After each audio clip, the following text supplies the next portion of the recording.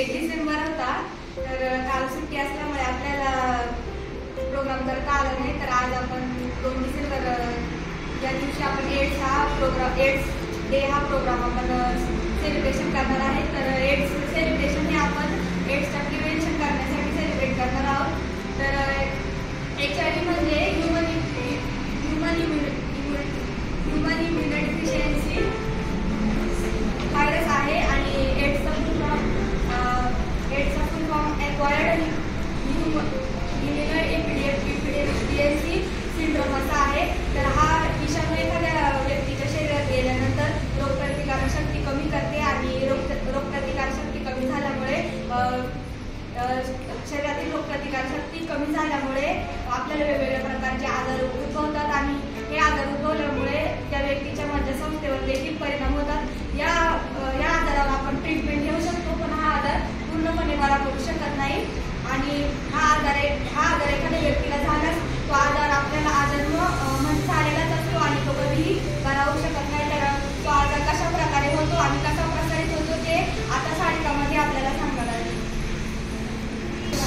HIV AIDS हा काय आहे त्याबद्दल सांगितलेलं आहे. मी तुम्हाला त्याचं ट्रान्सलेशन सांगते. HIV हा आजार प्रेग्नन्सी म्हणजे आईकडून बाळाला होतो. त्यानंतर सेक्स पार्टनरमुळे तो एकाकडून दुसऱ्याला ट्रान्समिट होतो. त्यानंतर नॉन स्टॅराइड इंस्ट्रुमेंट जसे की ऑपरेशन किंवा कोणत्याही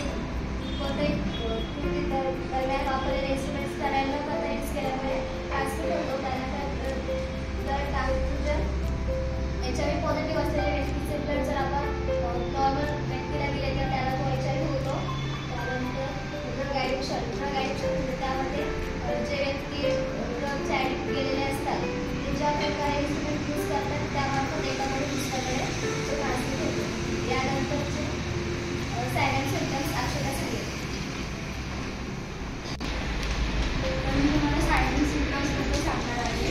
तर HIV एड्समध्ये पहिला सायलेंट सिम्पटम म्हणजे घसा खवखवतो, सायलेंटला सूज येते, नाईट स्वेट म्हणजे आपण रात्री झोपल्यावरती आपल्याला जास्तपणे घाम येतो, स्किन रॅशेस म्हणजे आपल्या हातापायांवरती असे चट्टे पडतात आणि फिवर येतो आणि माउथ अल्सर म्हणजे आपल्या तोंडाला छाले पडतात, तोंडाला फोडा येतात, जीन्स म्हणजे थंडी वाजते आपल्याला, मसल म्हणजे स्नायू दुखतात, स्नायूंना सूज येते आणि फटीग म्हणजे थकवा जाणवतो.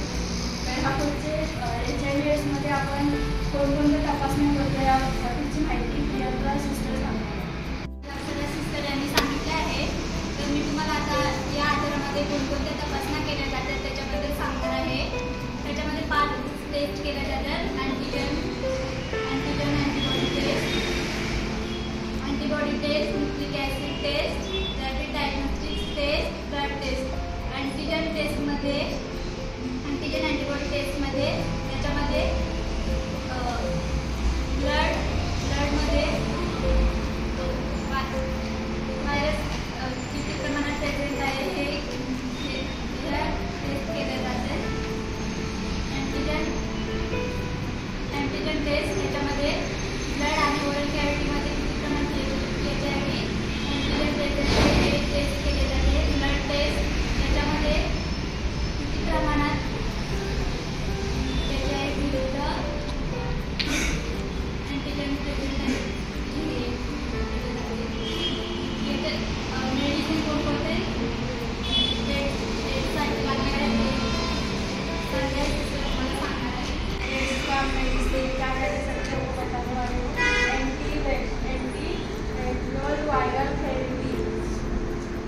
एंटीवायरल थेरेपी में मतलब बहुत सारे ड्रग्स का कंबाइन होता है टू ट्रीट HIV. जो अपने बॉडी में HIV का ज़्यादा इन्फेक्शन हो जाता है उसको कंट्रोल करने के लिए हम ये मेडिसिन देते हैं.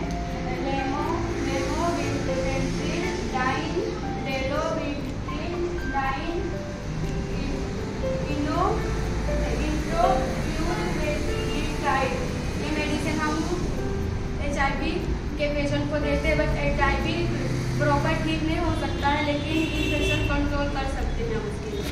इसके आगे कुछ आपको प्रिवेंशन बताइए चाहिए. एड्स कसं होतं, त्याचं ट्रान्समिशन कसं होतं हे आपण बघितलं आहे. तर त्यावर प्रिव्हेंशन आपण कसं करू शकतो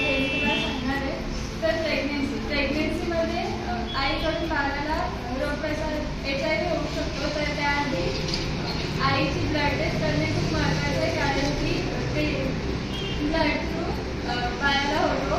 त्यानंतर ब्लड ट्रान्समिशन, ज्यावेळी ब्लड ट्रान्समिशन होतं त्यावेळी जर डोनरचे ब्लड HIV पॉझिटिव्ह असेल तर ते ब्लड रिसिव्हरला दिल्यामुळे त्या रिसिव्हरलाही HIV होऊ शकतो. त्यामुळे त्याची ब्लड टेस्ट करणे खूप महत्त्वाचे आहे.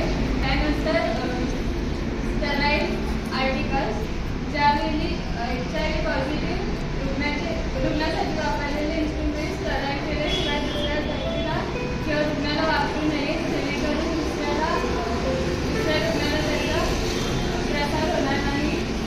त्यानंतर डिस्पोजेबल सिरिंज वापरणे खूप महत्त्वाचे आहे, कारण की त्यामुळे डिस्पोजेबल सिरिंज न वापरल्याने जर एकच सिरिंज जर रुग्णाला वापरल्यास तो HIV त्या रुग्णाला होऊ शकतो.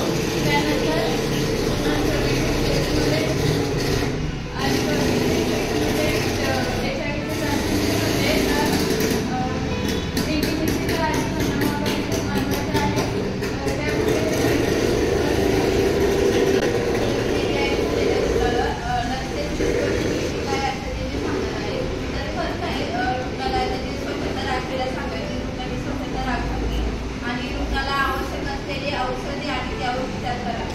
तिसरा आहे रुग्णाला मानसिक व भावनिक आधार द्यावा.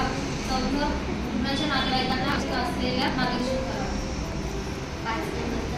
HIV एड्स किंवा HIV एड्स झालेल्या रुग्णांची विशिष्ट गरजा समजून घेणे, रुग्णाची आरोग्य तपासणी करणे आणि रुग्णाला पोषण व